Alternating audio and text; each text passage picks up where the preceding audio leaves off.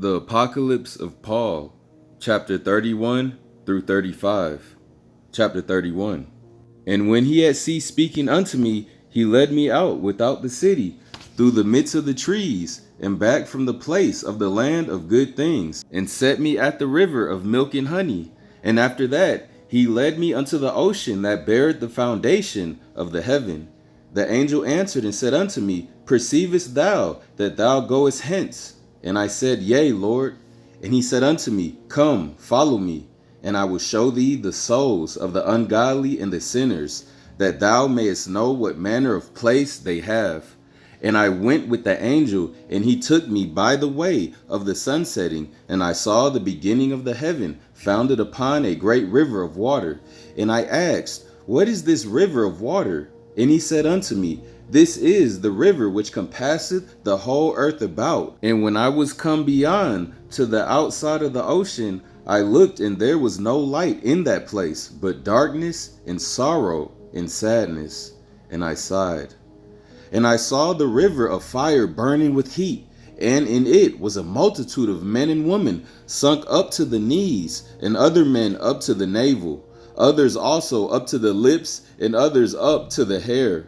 And I asked the angel and said, Lord, who are these in the river of fire? And the angel answered and said unto me, These are neither hot nor cold, for they were not found either in the number of the righteous, or in the number of the wicked. For they passed the time of their life upon the earth, spending some days in prayer, but other days in sins and fornications, until their death.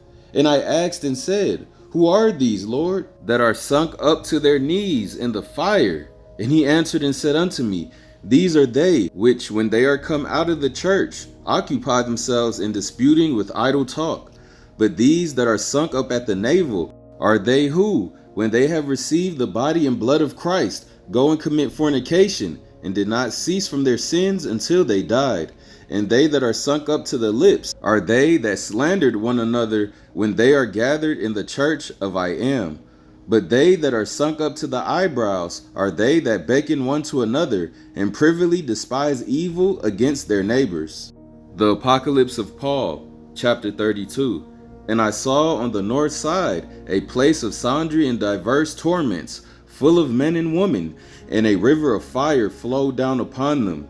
And I beheld and saw pits exceedingly deep, and in them many souls together, and the depth of that place was as it were 3,000 cubits. And I saw them groaning and weeping and saying, Have mercy on us, Lord. And no man had mercy on them. And I asked the angel and said, Who are these, Lord?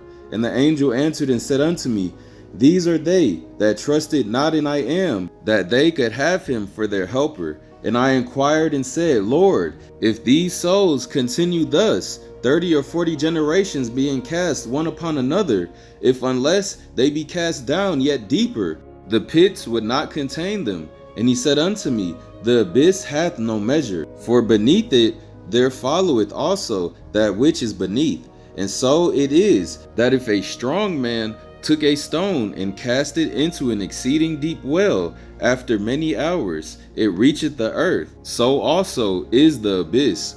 For when the souls are cast therein, hardly after 500 years do they come at the bottom. Oh my goodness. That is just terrible. Chapter 32 of the Apocalypse of Paul. Did y'all hear how deep down the abyss is? If a strong man took a stone and cast it into an exceeding deep well, and after many hours it finally reacheth the earth, so also is the abyss. For when the souls are cast therein, hardly after 500 years do they come at the bottom. So it probably takes the length of 500 years for a soul to reach from the top of the abyss all the way to the bottom. Wow. The Apocalypse of Paul, chapter 33. And when I heard it, I mourned and lamented for the race of men. The angel answered and said unto me, Wherefore mournest thou? Art thou more merciful than I am? For as much as I am as good and knoweth that there are torments, he beareth patiently with mankind, leaving everyone to do his own will for the time that he dwelleth on the earth. The Apocalypse of Paul, chapter 34. Yet again I looked upon the river of fire, and I saw there a man caught up by the throat, an old man who was being dragged along, and they immersed him up to the knees. And the angel Aphthimelechos came with a great fork of fire by the angels, keepers of hell, having in their hands an iron of 3 hooks, wherewith they pierced the entrails of that old man. And I asked the angel and said, Lord, who is this old man, upon whom such torments are afflicted?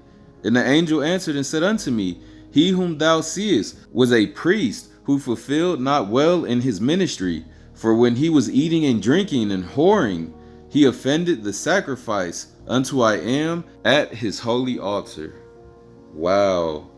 So chapter 34 of the Apocalypse of Paul goes out to all these fake pastors out there, all these big congregation pastors. Y'all know who I'm talking about. I'm not even going to name them, but the ones that have these mega churches.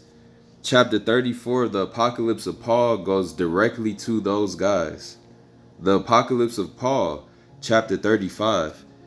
And I saw not far off another old man, whom 4 evil angels brought, running quickly, and they sank him up to his knees in the river of fire, and smote him with the stones, and wounded his face like a tempest, and suffered him not to say, Have mercy on me. And I asked the angel, and he said unto me, He whom thou seest was a bishop, and he fulfilled not well in his ministry, for he received indeed a great name, but entered not unto the holiness of him that gave him that name after his life. For he gave not righteous judgment, and had not compassion on widows and orphans, but now is a recompense unto him according to his iniquity and his doings. All praise to the power of the Son of Man, Abraham, Isaac, and Jacob. Father, I am that I am. I mean, it can get pretty graphic when it comes to the details of hell. I done, heard a few hell stories, and nothing about it is pretty. So to all those people that be, throwing up the devil horns and saying rock on and this and that, bro, like all you doing is playing with fire. You got to come out of that. You got to come out of the world. That's worldly type stuff to still be doing that. You know what I'm saying? Like, bro, when spirits see that, they see it as a pact that you're making a commitment to them. You know what I'm saying? Like, so when you throw up certain symbols, subconsciously you're doing something that you're not supposed to be doing, and those spirits, they're definitely going to take advantage of that. They can follow you, they can do whatever they want to do because they're spirits. So we have to stay in the right lane and stay in these scriptures and follow after the Most High's laws, statutes, and commandments to the best of your ability. All praise to the power of the Son of Man, Abraham, Isaac, and Jacob. I am that I am, and for him sending his only begotten Son to finally save the lost sheep of the house of Israel when that mighty time comes. Hallelujah. All praise. Shalom.